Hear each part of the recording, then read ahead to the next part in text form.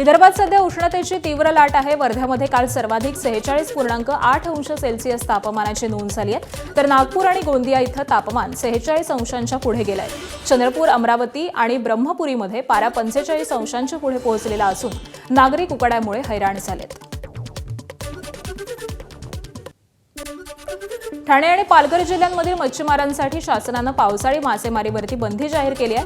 1 जून ते 31 जुलै 2026 या कालावधीमध्ये ही बंदी लागू राहणार असून समुद्रातील मासळीच्या प्रजोत्पादनासाठी आणि मच्छीमारांच्या सुरक्षेसाठी हा निर्णय घेण्यात आलाय। ही बंदी सर्व यांत्रिक नौकांना लागू असेल, तर पारंपरिक बिगर यंत्रचलित नौकांना सवलत देण्यात आली आहे। नियम भंग केल्यास कठोर कारवाईचा इशारा देखील मत्स्य व्यवसाय विभागानं दिलेला आहे। विदर्भात हवामान विभागानं इशारा दिलाय। अनेक जिल्ह्यांना रेड अलर्ट, तर भंडाऱ्यासह काही जिल्ह्यांना ऑरेंज अलर्ट देण्यात आलाय। आणि अशामध्येच आज दुपारच्या सुमारास भंडारा जिल्ह्यामध्ये हलक्या स्वरूपाच्या पावसानं हजेरी लावली। काही भागांमध्ये वादळी वाऱ्यासह झालेल्या पावसानं उकाड्यापासून हैराण झालेल्या नागरिकांना काहीसा दिलासा मिळाला। विदर्भातील अनेक जिल्ह्यांमध्ये आज रेड अलर्ट होता, तर भंडाऱ्यासह काही जिल्ह्यांमध्ये ऑरेंज अलर्ट होता आणि परिणामी आज भंडारा शहरातील अनेक भागांच्या रस्त्यांवर तुरळक वाहतूक बघायला मिळाली, तर कुठे निर्मनुष्य वाहतूक बघायला मिळाली। अशातच आज दुपारच्या सुमारास भंडाऱ्यामध्ये चक्रीवादळा सदृश वाऱ्यानं हजेरी लावली आणि पिंपरी पुनर्वसन नावाचं एक जुनं गाव आहे, तिथे जवळपास 30 घरांवरील छत उडाली, तर झाड कोसळून पडल्याने 2 जनावरांचाही मृत्यू झाला। तर दुसरीकडे या नवतपाच्या तप्त कडक उन्हामध्ये भंडाऱ्याच्या खुटसावरी येथेही 3000 कोंबड्यांचा मृत्यू झाल्याचं एक विदारक वास्तव समोर आलेलं आहे।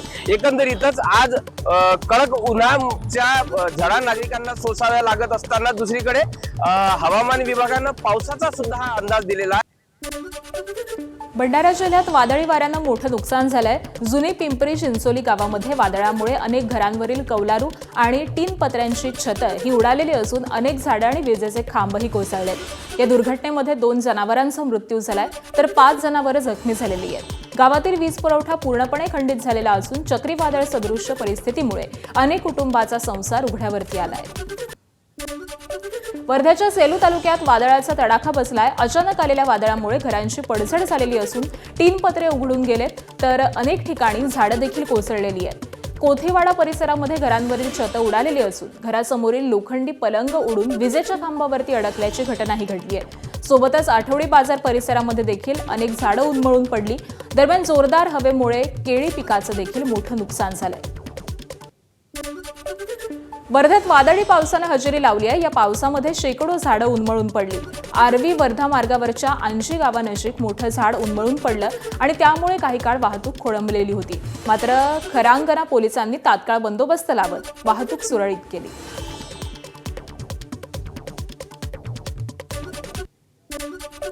तब्बल महिन्याभराच्या उकाड्यानंतर अमरावती शहर आणि जिल्ह्यात वादळी वाऱ्यासह पावसानं हजेरी लावली।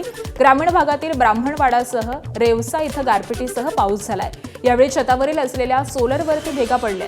मागील महिन्यापासून अमरावती शहर जणू उष्णतेच्या भट्टीमध्ये वाजून निघत होतं। नागरिक या जीवघेण्या उकाड्यापासून त्रस्त झालेले होते। मात्र आता झालेल्या पावसामुळे वातावरणात गारवा निर्माण झाला, त्यामुळे नागरिकांना तात्पुरता दिलासा मिळाला। बीडमध्ये 13 वर्षांच्या बलात्कार पीडितेला वैद्यकीय चाचणीसाठी तब्बल 10 तास तात्काळ ठेवण्यात आल्याची धक्कादायक बाब समोर आली आहे। या प्रकरणाची गंभीर दखल घेत जिल्हा शल्यचिकित्सक डॉक्टर सतीश कुमार सोळंकूर यांनी केजे उपजिल्हा रुग्णालयामध्ये भेट देत आढावा घेतलाय। आरोग्य आणि पोलीस प्रशासनामधील समन्वयाच्या अभावामुळे ही परिस्थिती निर्माण झाल्याचं त्यांनी स्पष्ट केलेलं असून दोषींवरती चौकशी करून कारवाई केली जाणार असल्याचंही सांगितलेलं आहे। या प्रकरणामध्ये जसं मला माहीत पडलं, कारण सकाळीच आम्ही तिथे गेलो, मी आताच तिथून आलेलो आहे केजवरून। पूर्ण जे काही काल ड्युटीवर वैद्यकीय अधिकारी होते, स्टाफ होता, वैद्यकीय अधीक्षक होते, सर्वांचे स्टेटमेंट घेतले। त्या अनुषंगाने सर्व चौकशी अहवाल तयार करून संबंधित वैद्यकीय अधिकाऱ्यांवर ताबडतोब कारवाई केली जाईल आणि निश्चितच म्हणजे या प्रकारच्या अशा घटना किंवा पीडितेला अशा प्रकारचे थांबवणे हे निश्चितच निंदनीय आहे। अशा प्रकारच्या घटना पुढे भविष्यात घेतल्या जाणार नाही, त्या अनुषंगाने कठोरातली कठोर कारवाई आम्ही करू। गडचिरोली छत्तीसगड सीमेवरील घनदाट जंगलामध्ये पुन्हा एक नक्षलवाद्यांचा शस्त्रनिर्मिती कारखाना उद्ध्वस्त करण्यात पोलिसांना यश आलंय. गडचिरोली आणि नारायणपूर पोलिसांनी ही संयुक्त कारवाई केली आहे. आत्मसमर्पित नक्षलवाद्यांकडून मिळालेल्या गुप्त माहितीच्या आधारे ऑपरेशन अंतिम प्रहार राबवण्यात आलंय. यावेळी जंगलात जमिनीमध्ये लपवून ठेवलेला शस्त्रसाठा आणि शस्त्रनिर्मिती साहित्य जप्त करण्यात आलंय. विशेष म्हणजे शस्त्रनिर्मितीचं संपूर्ण साहित्य घटनास्थळी जवानांनी नष्ट केलंय. ही कारवाई प्राणहिता, BDDS आणि DRG पथकानं केलेली आहे. छत्रपती संभाजीनगरच्या MIDC वाळूज परिसरातल्या विटावा शिवारातल्या अज्ञात तरुणाच्या हत्येचा उलगडा झालाय. अवघ्या 500 रुपयांच्या वादातून ओंकार सूर्यवंशी या 22 वर्षीय तरुणाची निर्घृण हत्या करण्यात आली. आरोपींनी हत्येनंतर इंस्टाग्रामवरती टपका रे टपका रील टाकली आणि त्यातूनच पोलिसांना सुगावा लागला. रवी धुमलर, सय्यद हाशिम आणि एका विंधीसगरच्या पालकाला पोलिसांनी ताब्यात घेतलंय. मयत आणि आरोपी गुन्हेगारी पार्श्वभूमीचेच असून 14 मे रोजी ही हत्या झालेली होती. गाडी हळू चालवा असं सांगणं पुण्यातील एका दाम्पत्याला महागात पडलंय. वाघोलीत भर रस्त्यामध्ये पती पत्नीला जबर मारहाण झाली. 27 मे रोजी हे दाम्पत्य 3 वर्षांच्या मुलासह घरी परतत होतं, तर सोयरी गार्डन समोर U-टर्न घेताना भरधाव वॅगनार कारनं त्यांच्या दुचाकीला धक्का दिला. गाडी हळू चालवा म्हटल्यावरती कारमधील दोघांनी शिवीगाळ करत दाम्पत्याला मारहाण केली. या घटनेमध्ये 3 वर्षांचा चिमुकलाही जखमी झाला. वाघोली पोलिसांनी 3 जणांविरोधात गुन्हा दाखल केला आहे. पिंपरी चिंचवडमधील फुगेवाडीमध्ये एकाच दिवशी 7 जणांचा मृत्यू झाल्यानं एकच खळबळ उडाली आहे. परिसरामधल्या आझाद चौकामधील फलकावर 5 जणांच्या निधनाची माहिती प्रसिद्ध झाल्यानंतर ही घटना समोर आली. पांडुरंग फुगे, विजय राठोड, राजेंद्र राजपूत, अकबर पठाण, आनंद निकाळजे आणि आनंद देसाई अशी या 7 जणांची नावं आहेत. या 7ही जणांच्या मृत्यूची कारणं वेगवेगळी आहेत. मात्र एकाच वेळी एका परिसरामधील 7 जणांचा मृत्यू झाल्यानं फुगेवाडी परिसरात खळबळ उडाली आहे. छत्रपती संभाजीनगरमध्ये एका 68 वर्षीय महिला डॉक्टरच्या खात्यातून अज्ञातानं 90 लाख रुपये लंपास केल्याची घटना समोर आली आहे. या प्रकरणी पोलिसांनी एका महिलेसह अल्पवयीन मुलीला ताब्यात घेतलंय. चेकवरती बनावट सही करून बँकेतून पैसे काढण्यात आल्याची कबुली आरोपी महिलेनं दिली आहे. तर आरोपी महिलेच्या घरातून 9 लाख रुपये रोख रक्कम जप्त करण्यात आली आहे. या प्रकरणी बँकेतील कर्मचाऱ्याचा सहभाग आहे का याचाही तपास पोलीस करतायत. अहिल्यानगरमध्ये स्पा सेंटरच्या नावाखाली सुरू असलेल्या हाय प्रोफाईल सेक्स रॅकेटचा तोफखाना पोलिसांनी पर्दाफाश केलाय. मनमाड रोडवरच्या व्हॅक्यूम स्पा अँड मसाज पार्लरवरती छापा टाकत पोलिसांनी मॅनेजर आणि मालकासह 4 जणांना अटक केली आहे. तर देहविक्रीच्या विळख्यामध्ये अडकलेल्या 5 महिलांची सुटका करण्यात आली आहे. या कारवाईत 60,000हून अधिक किमतीचा मुद्देमाल जप्त करण्यात आलेला असून पोलीस या रॅकेटचे आणखी धागेदोरे शोधतायत. बीडच्या माजलगावमध्ये राष्ट्रमाता पुण्यश्लोक अहिल्याबाई होळकर यांचा पुतळा राष्ट्रीय महामार्गालगतच बसवण्यात आल्यानंतर वाद निर्माण झालाय. कोणतीही अधिकृत परवानगी न घेता कल्याण विशाखापट्टणम महामार्गालगत हा पुतळा उभारण्यात आल्याचा आरोप प्रशासनानं केलाय. सुरक्षेचा प्रश्न निर्माण झाल्याचं सांगत पाटबंधारे विभाग आणि ग्रामसेवकांच्या फिर्यादीवरून माजलगाव शहर पोलीस ठाण्यात 10 ते 15 अज्ञातांविरोधात गुन्हा दाखल करण्यात आलाय. लग्नाचा आमिष दाखवून कल्याणमध्ये एका नामांकित व्यावसायिकाला तब्बल 55 लाखांचा गंडा घालण्यात आलाय. जयश्री पाटील हिनं व्यावसायिकाची ओळख रोमा परदेशीशी करून दिली, तर इन्शुरन्स कंपनीमध्ये काम करत असल्याचं सांगून रोमानं जवळीक वाढवली. इन्शुरन्सच्या नावाखाली लाखो रुपये घेतले, पण पॉलिसी उघडलीच नाही. नंतर जयश्री मार्फत लग्नाची तयारी दाखवून दोघांनी देखील विविध कारणं सांगत 55 लाख उकळले. महात्मा फुले पोलिसांनी रोमा आणि जयश्री या दोघींना अटक केली आहे. तपास सुरू आहे.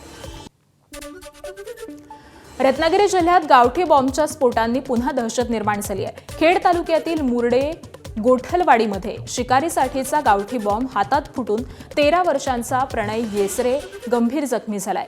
तर गुरे राखायला गेलेल्या प्रणवला बॉम्ब सापडला आणि तो हातात त्यानं घेतला, त्यावेळी स्फोट झाला. त्याच्या हाताला, छातीला आणि डोक्याला गंभीर दुखापत झाली आहे. त्याला सांगलीला हलवलेलं असून प्रकृती चिंताजनक आहे. खेड पोलिसांसह फॉरेन्सिक आणि बॉम्बशोधक पथकाकडून तपास करण्यात येतोय. सोलापूरच्या टेंभुर्णे परिसरामध्ये कर्नाटकातील व्यापाऱ्याला चाकूचा धाक दाखवत तब्बल 3 कोटी रुपयांची रोकड लुटल्याचा धक्कादायक प्रकार समोर आलाय. सुरतला साड्यांचा माल खरेदीसाठी निघालेल्या टेम्पोला अकोले टोलनाक्याजवळ अडवून ही लूट करण्यात आल्याचं तपासात समोर आलंय. तर या प्रकरणी टेंभुर्णी पोलिसात गुन्हा दाखल झाल्यानंतर स्थानिक गुन्हे शाखेनं 2 आरोपींना ताब्यात घेतलेलं असून इतर दोघांचा शोध सध्या सुरू आहे. JNPA बंदरात परदेशातून मोठ्या प्रमाणात होणाऱ्या आयात निर्यातीसाठी कंटेनरचा वापर केला जातो. या कंटेनरच्या लोडिंग आणि अनलोडिंगसाठी 5 ते 10 हजार रुपयांची वसुली केली जात असल्याच्या निषेधार्थ JNPA कंटेनर असोसिएशननं कामबंद आंदोलन सुरू केलंय. या आंदोलनामुळे बंदरातील आयात निर्यातीचं काम पूर्णपणे ठप्प झालेलं होतं. बंदरातील कामकाजावरती मोठा परिणाम झाल्यानंतर प्रशासनानं तातडीनं दखल घेत असोसिएशनसोबत बैठक घेतली. तर JNPA कंटेनर असोसिएशन आणि प्रशासन यांच्यामध्ये झालेल्या बैठकीत अखेर सकारात्मक तोडगा निघाला. लोडिंग आणि अनलोडिंगसाठी आकारलं जाणारं शुल्क आता वाहतूकदारांकडून न घेता शिपिंग कंपन्यांकडून वसूल करण्यात येणार असल्याचा निर्णय बैठकीमधून घेण्यात आलाय. हा नवा नियम 8 जूनपासून लागू करण्यात येणार आहे. बैठकीमध्ये समाधानकारक तोडगा निघाल्यानंतर JNPA कंटेनर असोसिएशननं आपलं कामबंद आंदोलन मागे घेतलंय. मुंबई पुणे मिसिंग लिंकवरती स्वातंत्र्यवीर शिंगरोबा धनगर यांचे पोस्टर झळकवत या मार्गाला त्यांचं नाव देण्यात आल्याचा दावा शिवसेनेचे सांगली उपजिल्हा प्रमुख हरिदास लेंगरे यांनी केलाय. तर लेंगरे यांनी या ठिकाणी भेट देत एका मेंढपाळाच्या हस्ते नामकरण करण्यात आल्याचं सांगितलं. या मार्गाला स्वातंत्र्यवीर शिंगरोबा धनगर यांचं नाव द्यावं अशी मागणी गेल्या काही दिवसांपासून सुरू होती, असंही त्यांनी स्पष्ट केलं. कोल्हापूरच्या विशाळगडवरील कुर्बानीसाठी कोल्हापूर सर्किट बेंचकडून नियम आणि अटींसह परवानगी देण्यात आली. बकरी ईद आणि उरूस काळामध्ये 28 मे ते 2 जून पर्यंत ही परवानगी लागू असेल. 2024 मधील नियमांच्या अधीन राहूनच धार्मिक विधी पार पाडण्याच्या सूचना देण्यात आलेल्या आहेत. प्रशासनाच्या देखरेखीखाली सर्व विधी पूर्ण केले जाणार असल्याची माहिती तहसीलदार सीमा सोनावणे यांनी दिली आहे. नाशिकच्या मालेगावातील मोसम नदीमध्ये रक्तमिश्रित पाणी प्रश्नावरती अखेर मोठी कारवाई करण्यात आली आहे. या प्रकारात हलगर्जीपणा केल्याचा ठपका ठेवत महापालिका प्रशासनातील 3 अधिकाऱ्यांना निलंबित करण्यात आलंय. मागील 17 वर्षांपासून या प्रश्नावरती सुरू असलेल्या आंदोलनानंतर सामाजिक कार्यकर्त्यांच्या आक्रमक भूमिकेमुळे प्रशासनाला कारवाई करावी लागली. या कारवाईनंतर मोसम नदी प्रकरण पुन्हा एकदा चर्चेत आलंय. वर्ध्याच्या समुद्रपूर तालुक्यामधील कारडा, गणेशपूर आणि मेणखात या गावांमध्ये शेतकऱ्यांच्या वाटा बंद झाल्यामुळे तीव्र नाराजी निर्माण झाली आहे. नागपूरच्या एका बड्या जमीनदारानं गावाभोवती शेकडो एकर शेती खरेदी करून अवाढव्य कुंपण घातल्यामुळे पारंपरिक शेत रस्तेच बंद झाल्याचा आरोप इथल्या शेतकऱ्यांनी केलाय. त्यामुळे 35 शेतकऱ्यांची सुपीक जमीन पडीक पडण्याच्या मार्गावरती असून महसूल प्रशासनाकडून दाद मागून देखील न्याय न मिळाल्यामुळे शेतकरी हतबल झालेत. विमानतळ आणि MIDC जमीन अधिग्रहणाविरोधात गडचिरोली जिल्ह्यातील शेतकरी आक्रमक झालेत. जमीन अधिग्रहणाला वारंवार विरोध करून देखील प्रशासन जुमानत नसल्यामुळे 4 जूनला जिल्हाधिकारी कार्यालयासमोर बेमुदत ठिय्या आंदोलन करण्याचा इशारा देण्यात आलाय. विमानतळ आणि MIDC प्रस्तावित गावातील शेतकऱ्यांनी हा इशारा दिलाय. वारंवार शेतकऱ्यांकडून विरोध होत असताना देखील जमिनी सर्वेक्षणाचं काम छुप्या मार्गाने सुरू आहे. ही एक प्रकारे दडपशाही असून या विरोधामध्ये ठिय्या आंदोलन करून प्रशासन आणि सरकारचं लक्ष वेधण्याचा निर्धार शेतकऱ्यांनी केलाय. या आंदोलनामध्ये सर्वपक्षीय पदाधिकारी सहभागी होणार असल्याची माहिती शेतकऱ्यांनी पत्रकार परिषदेतून दिली. धुळे आगारातून एसटी महामंडळानं हरित क्रांतीचं पाऊल उचललंय. प्रवाशांच्या सेवेसाठी 10 नवीन अत्याधुनिक शिवाई ई बस दाखल झाल्यात. आमदार अनुप अग्रवाल यांच्या हस्ते या बसचं उद्घाटन झालं. एकदा चार्ज केल्यानंतर 300 किलोमीटर धावणाऱ्या या बसेससाठी 8 चार्जिंग स्टेशन्स उभारली आहेत. तर पहिल्या टप्प्यात धुळे ते नाशिक, जळगाव आणि छत्रपती संभाजीनगर मार्गावरती या बसेस धावतील. महिला, ज्येष्ठ आणि दिव्यांगांना पूर्वीप्रमाणेच सवलती लागू राहणार आहेत.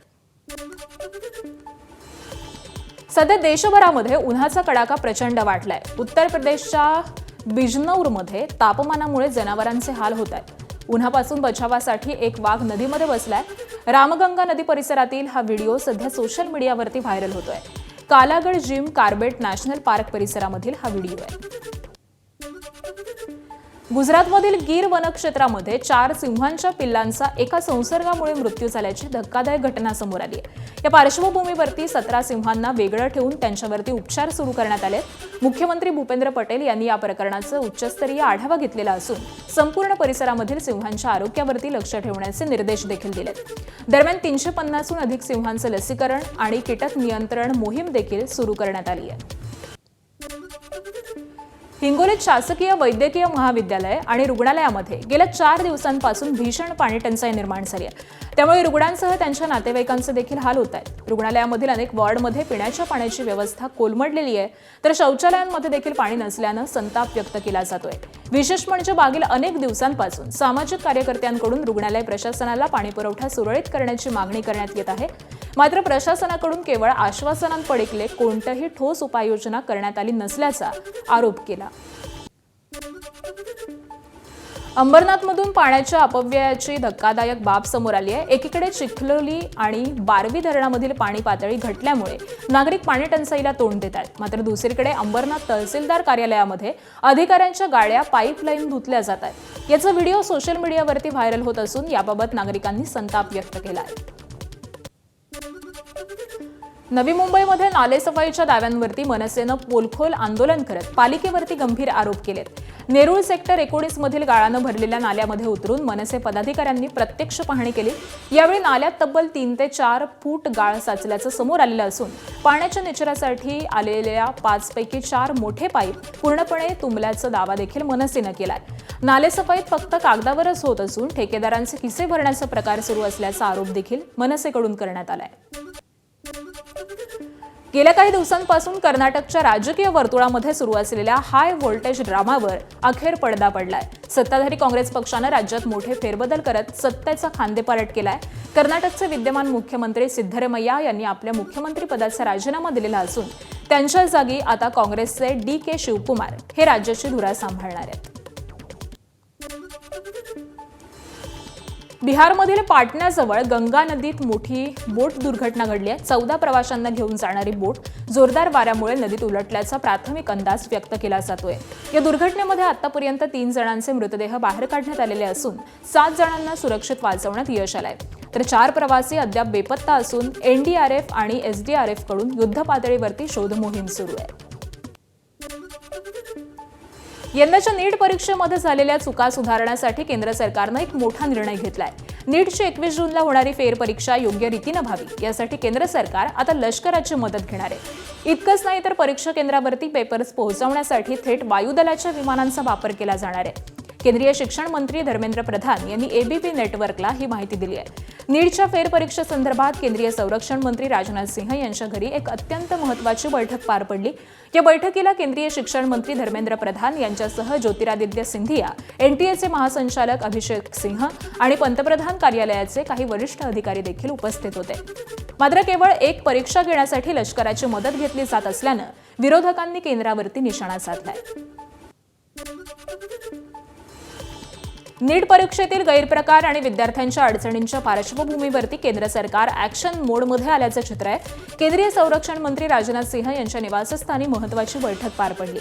या बैठकीत केंद्रीय शिक्षण मंत्री धर्मेंद्र प्रधान यांच्यासह केंद्रीय मंत्री ज्योतिरादित्य सिंधिया उपस्थित होते. तसंच CBSE आणि NTAचे वरिष्ठ अधिकारी देखील या बैठकीला उपस्थित होते. नीट परीक्षा अधिक पारदर्शक आणि फुलप्रूफ करण्याबाबत त्याचबरोबर विद्यार्थ्यांना भेडसावणाऱ्या अडचणी दूर करण्यासाठी विविध मुद्द्यांवरती सविस्तर चर्चा करण्यात आली. परीक्षेतील गैरप्रकार रोखण्यासाठी कठोर उपाययोजना, परीक्षा प्रक्रियेमध्ये तांत्रिक सुधारणा आणि विद्यार्थ्यांचा विश्वास पुन्हा निर्माण करण्यावरती बैठकीत भर देण्यात आला. देशभरात गाजत असलेल्या नीट पेपरफुटी प्रकरणाच्या तपासाला आता आर्थिक व्यवहारांची जोड मिळताना दिसतेय. या प्रकरणातील अटक आरोपी शिवराज मोटेगावकर आणि त्याच्या कुटुंबियांशी संबंधित बँक लॉकरची पडताळणी आणि तपास प्रक्रिया CBI कडून सुरू करण्यात आली आहे. CBI कडून लॉकरमध्ये रोख रक्कम, मालमत्तेशी संबंधित कागदपत्र, डिजिटल पुरावे, बँक व्यवहारांची माहिती किंवा पेपर लीक रॅकेटच्या आर्थिक व्यवहारांशी संबंधित महत्त्वाचे दस्तावेज हे आहेत का याची तपासणी सध्या सुरू आहे. CBIच्या कोठडीत असलेल्या डॉक्टर मनोज शिरुरेच्या फ्लॅटवरती विशेष क्लासेस भरायचे अशी माहिती समोर आली आहे. शिरुरेच्या फ्लॅटवरती प्रल्हाद कुलकर्णी क्लासेस घ्यायचा तर मोटेगावकर क्लासेसचे प्लॅटिनम आणि गोल्ड बॅचचे क्लास लातूरच्या शिरुरेच्याच फ्लॅटवरती भरायचे अशी माहिती समोर आली आहे. महत्त्वाचं म्हणजे प्लॅटिनम आणि गोल्ड बॅचच्या विद्यार्थ्यांकडून भरमसाठ शुल्कही आकारलं जायचं. कुलकर्णी मोटेगावकर कुलकर्णी नेक्सस बाबत CBI कडून सध्या अधिकचा तपास सुरू आहे. ठाणे विधान परिषद निवडणुकीमध्ये हितेंद्र ठाकूर यांच्या बहुजन विकास आघाडीचा भाव वाढल्याचं पाहायला मिळतंय. ठाण्यात भाजप आणि एकनाथ शिंदेंच्या शिवसेनेच्या वर्चस्वाच्या लढाईत बहुजन विकास आघाडीनं आपला भाव वाढवलाय. ठाणे विधान परिषद निवडणुकीसाठी स्थानिक स्वराज्य संस्थांचं गणित बघता भाजप आणि शिवसेनेनंतर बहुजन विकास आघाडीची ताकद पाहायला मिळते. बवियाची 70 मतं आहेत, त्यामुळे ही मतं आपल्या बाजूने मिळवण्यासाठी शिवसेनेची धडपड सुरू आहे। एकीकडे शिवसेनेचे प्रयत्न सुरू असताना भाजप देखील दबाव निर्माण करत आहे, तर भाजपचे खासदार हेमंत सावरा आणि राजन नाईक यांनी बहुजन विकास आघाडीचे माजी महापौर राजीव पाटील यांच्याशी चर्चा केली आहे। ठाणे विधान परिषदेसंदर्भामध्येच ही चर्चा झाली आहे।